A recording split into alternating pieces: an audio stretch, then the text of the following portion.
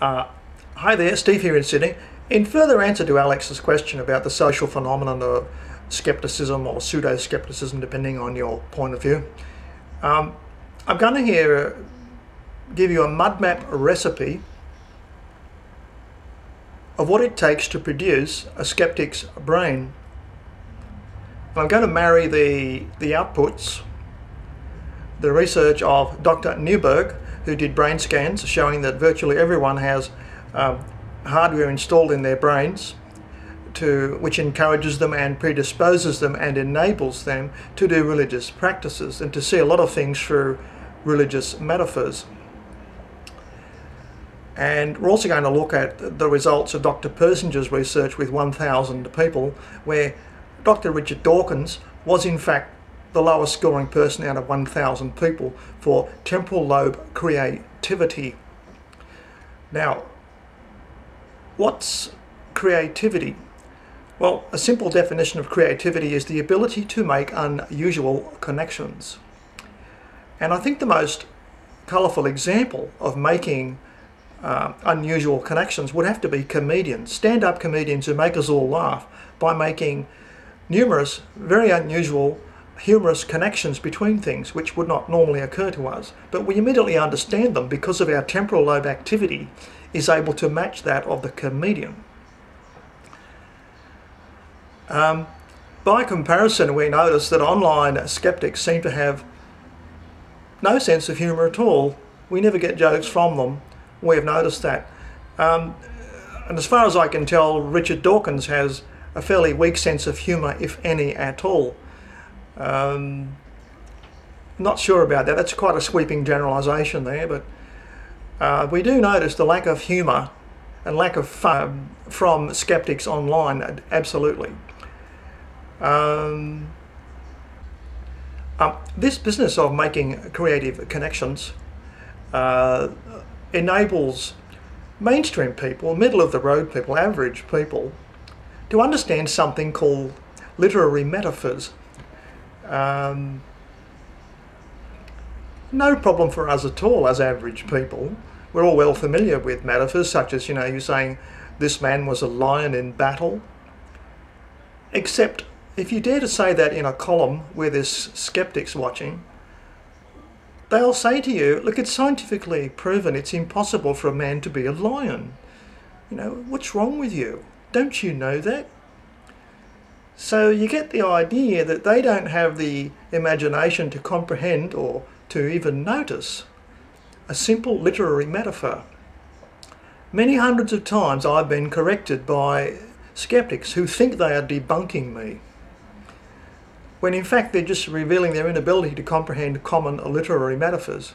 And this also turns up in the religious sphere, where they believe they can take their literal reading of everything and totally ignoring metaphors. They take it to holy books and assume that everything should be understood and taken as it is literally written, when it's very, very obvious to people of average creativity, temporal lobe creativity, that most holy books are almost purely metaphorical. They're not to be taken literally at all.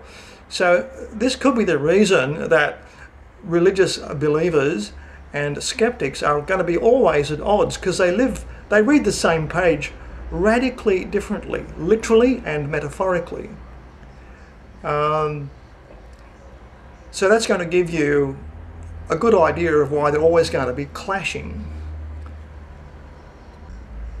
So now, what's this recipe for creating a skeptic's brain? Well, they've got the same religious hardware that we all have.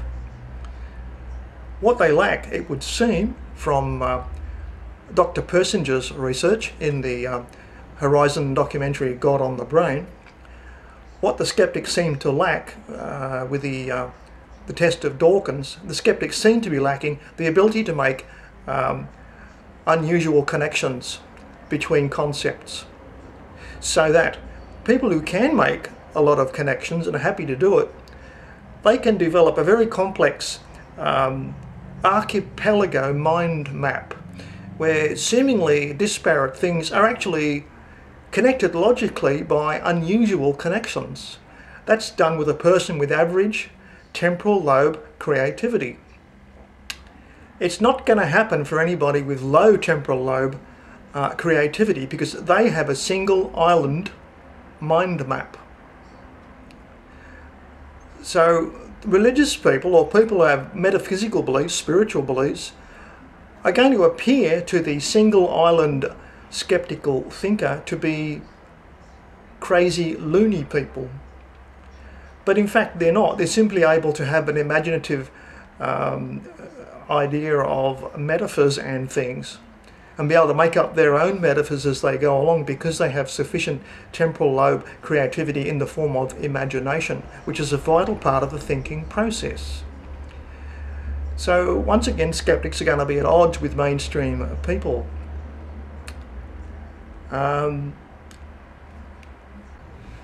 Another outstanding feature of skeptics is they lack curiosity. They have no accumulated knowledge apart from basic schoolwork. They have no accumulated knowledge. They don't learn in their adult life like everybody else does by reading books, magazines, looking at media and personal experience. Skeptics don't seem to do that. Not much evidence of it anyway. Nor do they imagine themselves doing anything, producing anything creatively, such as uploading videos on a particular subject. You notice most skeptics online have empty accounts. It's the first thing you notice about them. Empty, upload-free accounts is the norm for skeptics online, pseudo-skeptics, anti-religious people, anti-religious thinkers. That gives you another clue as to how much creativity they have. They seem to lack it. So here we have an explanation of why skeptics never seem to know anything about the subject they are disputing. They're only interested in disputatiousness because they are not curious, they don't collect information, and the reason they don't do that is that they're unable to connect difficult concepts, disparate concepts, apparently disparate concepts, with unusual connections. So they don't go building an archipelago of difficult concepts, some of which live in the too hard basket. Everyone seems to have a too hard basket in their archipelago of thought. Skeptics don't seem to have one. In fact, they vociferously deny the very existence of anything that would normally go in the too hard basket, which everyone else thinks is normal, because everyone else recognises you can't know everything. But we think skeptics are a bit foolish, believing you can explain everything with a 300-word vocabulary.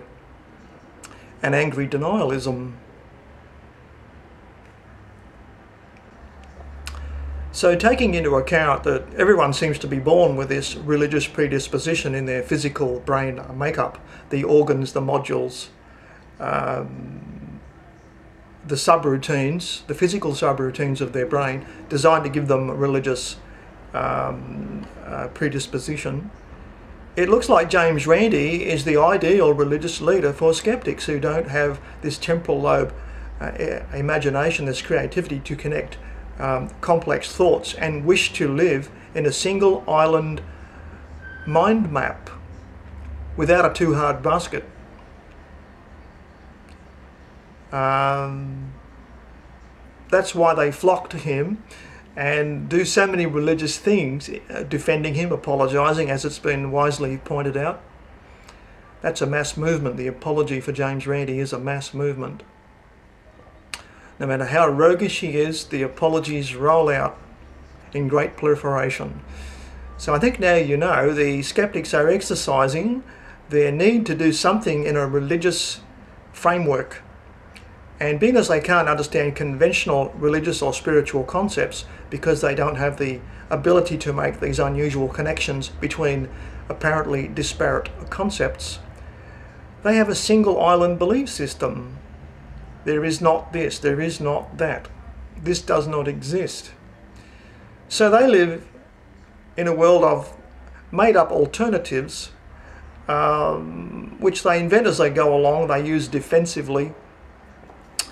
And because they can't accumulate knowledge, they just confabulate. aggressively on the internet against religious people. So strangely, it really is people's religious brain hardware clashing. It's between two rival religions that the warfare is on YouTube. There are hundreds and hundreds of conversations every day between religious people and skeptics. It's a religious combat. And that's where we've arrived today so far. In the BBC documentary, God on the Brain, where it looks seriously like evolution has installed religious mechanisms in our physical brains to encourage us, to predispose us, to enable us to do religious practices, and it's been there since the dawn of man, and there's really no other evolutionary explanation for it. Richard Dawkins has the question put to him, what do you think of that, Mr. Doctor of Evolution, Advocate of Evolution? He couldn't answer it, but to his credit, he very honestly said, it causes me a lot of grief, which is a pleasant way of putting, I'm angry and I don't want the world to be the way it is. I don't like the complexity of the world thrust upon me. He wants everything simple and straightforward and materialistic. And all these single island thinkers seem to want everything to be a single island mind map to match their own. So now the grief that Dr. Dawkins talks about, we find in all the pseudo-skeptics whose major output online is anger. Anger, anger, anger. Disputatious anger. Content-free anger, learning-free anger, knowledge-free anger. Disputatiousness, you shouldn't be here, I don't want you here. You religious people shouldn't be having all these complex thoughts that the skeptic can't understand. And because they outnumber the skeptics 10,000 to 1, a lot of the skeptics seem to harbour secret suicidal thoughts. They basically want off the planet and they don't want afterlife because it's beyond their comprehension. How could anything so complex possibly occur? And the main belief there is, the misbelief is that things only happen if you can understand them. It's a major flaw in the skeptic's thinking that something can only occur if you can understand it. I mean, for example, I don't for a minute pretend to understand photosynthesis. It's so damn complicated. I've read descriptions of it and I go, yeah, all right, well that goes in my too hard basket. But I do accept the physical output of trees and green grass from photosynthesis. And I can happily put photosynthesis process in the too hard basket. I'm happy with that. It causes me no stress whatsoever. But to anything people can't understand in the skeptic world, it seems to cause them grief. They're unable to accept reality as it presents, which is an outstanding feature of skeptics. And I think they're always going to be at the throats of other people on the internet anonymously, but I think they're doing themselves a lot of harm and they could be a lot happier. But I'm not certain they even want to be happy. I ask them direct questions. Very few of them answer these days because I do confront them head on. So, what do you think now, Alex? What do you think about this?